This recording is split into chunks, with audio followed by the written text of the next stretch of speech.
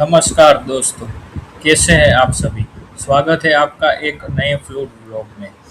आज मेरे लंच का टाइम हो गया है और मैं आया हूँ फैट बर्गर में, कनाडा में। आज हम यहाँ वेजिटेरियन खाना ट्राई करेंगे और उसमें बर्गर दो टाइप का अवेलेबल है वेज में। एक रेगुलर है और एक आलू टिक्की वाला है।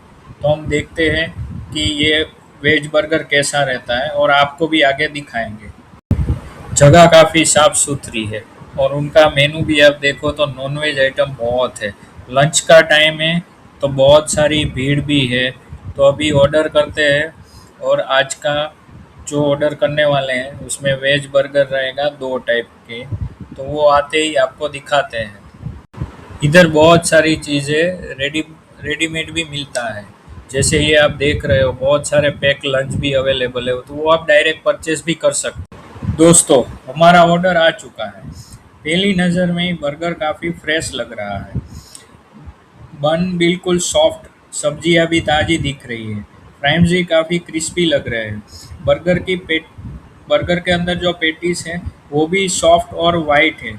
सब्जियों का स्वाद महसूस कर रहे हैं। सॉस के फ्लेवर भी बहुत अच्छे हैं और बन भी बिल्कुल फ्रेश है। अगर वीडियो पसंद आया हो तो लाइक शेयर एंड सब्सक्राइब करें।